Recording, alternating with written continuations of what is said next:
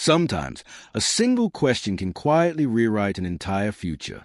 On a busy Saturday morning, in a cafe overflowing with noise, sunlight, and strangers, a young woman stood gripping her crutches and gathered the courage to ask, "Can I share this table?" 5 simple words. 3 lives altered forever. The corner bean was packed, every chair claimed, every table full. It was the first truly warm morning Portland had seen in months, and the city had spilled indoors to celebrate it. Laughter echoed between clinking mugs. Parents chased toddlers. Couples leaned close. There was nowhere left to sit. Timothy Smith sat near the window with his 6-year-old daughter, Stara. Saturday mornings were their tradition. Black coffee for him, hot chocolate with extra whipped cream for her. Since a divorce 3 years earlier, these mornings had become sacred.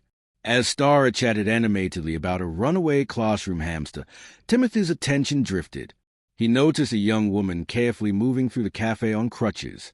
She was composed, practiced, but her eyes betrayed something fragile. She approached one table, then another. Each time, she was politely turned away. Timothy watched her shoulders sink. Then she stopped, standing alone in the center of the cafe as if deciding whether to leave altogether. Their eyes met. There was sadness there, but also hope, and something about it tightened Timothy's chest. She took a breath and walked toward them. "Excuse me," she said softly. "I'm really sorry to ask, but would you mind if I shared this table? I really need to be here today." Timothy didn't hesitate. He stood and pulled out the empty chair. "Of course. Please sit." Relief washed over her face. "Thank you," she whispered. "I'm Moon." "This is Stara," Timothy said. "We're happy to share." Stara immediately leaned forward, curious. "We come here every Saturday. Daddy drinks boring coffee, and I get hot chocolate. Do you like hot chocolate?" Moon smiled, an honest, grateful smile. "I do." As they talked, something gentle settled over the table.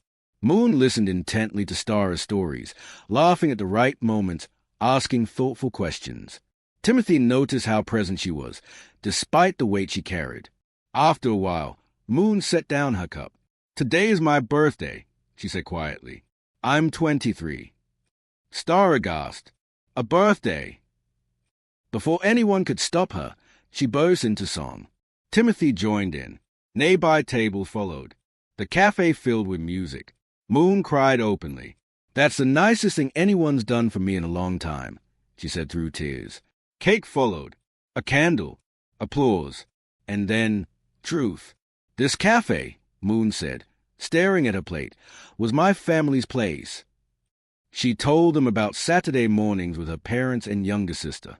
About laughter. About belonging. Then her voice broke. A gas leak. A building collapse. 6 hours trapped under rubble. Losing her leg. Losing everyone else. Stara slipped from her chair and wrapped her arms around Moon. "I'm really sorry," she said softly, "but you're not alone right now." Moon sobbed into her hair. That afternoon, they went to the park together. What started as kindness turned into connection. Stories were shared. Walls lowered. Friendship followed. Weeks became months. Moon joined their routine. Bookstores, movie nights, school events. She became family without anyone noticing the moment it happened, until feelings changed. Timothy realized he was falling in love. Then his ex-wife called. She was moving back. She wanted to try again. Confusion followed. Silence. Distance. Moon pulled away, not because she stopped caring, but because she thought she was standing in the way of a child's happiness. When Timothy finally understood, he showed up at her door. "You're not an obstacle," he told her. "You are my family." He said the words he'd been holding back. "I love you." Moon cried. So did he. They chose honesty. They chose each other. And they chose to put love, not fear, first. Stara learned that families don't always look the same, but love stays real. Months later, at the same cafe, Timothy knelt. "Will you marry us?" he asked. Moon said yes. They married at that very table, the one she'd once been afraid to ask for. And as Stara watched them dance, she smiled. Because sometimes fairy tales don't begin with castles. Sometimes they begin with kindness. Sometimes they begin with making room. And sometimes they begin with a simple question: can I share this table? Thank you for watching Classic Stories. Don't forget to like, comment, and subscribe for more stories that remind us how powerful compassion truly is.